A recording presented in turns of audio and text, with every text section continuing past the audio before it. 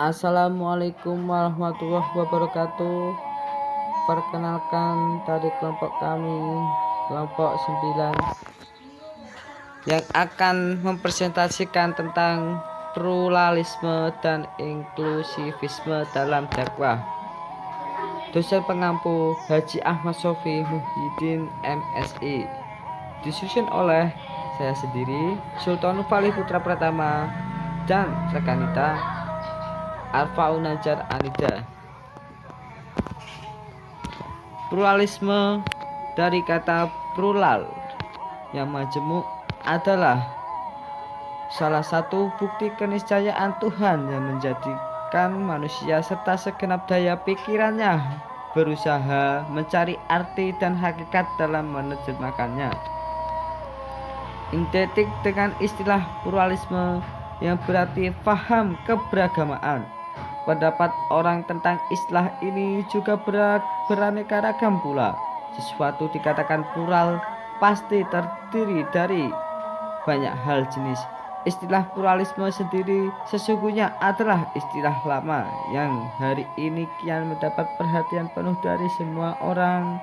Dikatakan istilah lama karena perbincangan mengenai pluralitas telah dielaborasi secara lebih jauh oleh para pemikir filsafat Yunani secara konseptual dengan aneka ragam alternatif memecahkannya.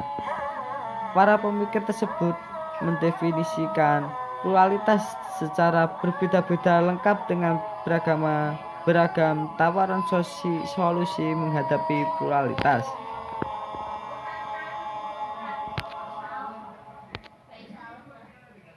Terkaitan antara pluralitas dan dakwah adalah ketika manusia yang ditakdirkan memiliki fitrah untuk mencari jati diri dan Tuhan dalam perjalanan hidup pasti menemui kendalanya.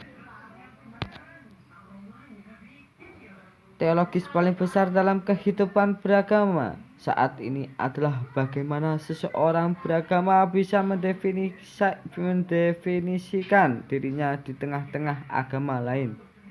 Dalam pluralitas agama, di mana keberagamaan yang ada menjadi proses penyebaran atau penyampaian pesan dakwah harus berani bersaing dengan agama dan kepercayaan lain, tetapi tetap dalam posisi yang tidak diskriminatif dan tetap tenang secara toleran. Sudah tertentu memiliki beberapa tantangan.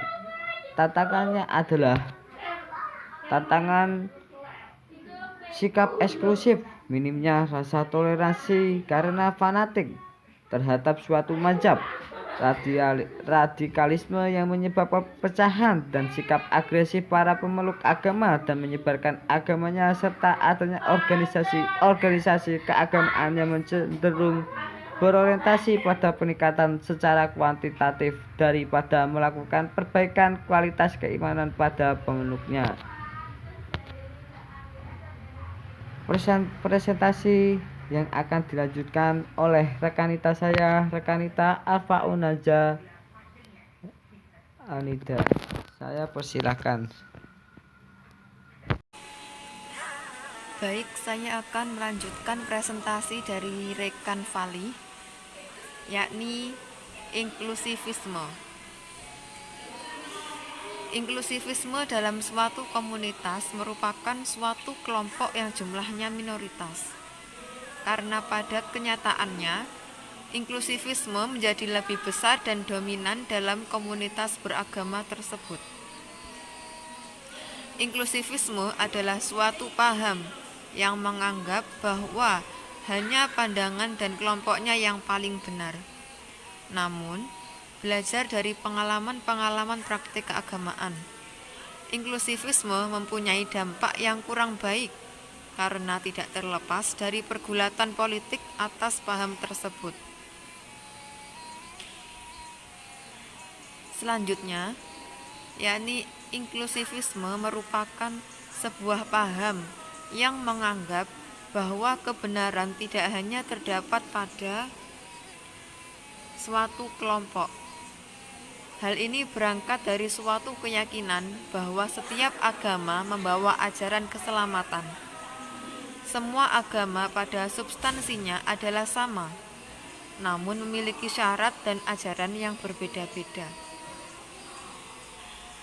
Inklusivisme dakwah merupakan salah satu jalan untuk membangun peradaban toleransi, aspek yang paling penting dalam toleransi. Kemudian, fungsi inklusivisme dakwah adalah kehendak kuat untuk memahami pihak lain tanpa harus kehilangan jati diri sendiri. Mengenal dan memahami pribadi orang lain akan memudahkan jalan untuk mengenali dan menjalin kerjasama. Sekian dari kelompok kami, kurang lebihnya mohon maaf.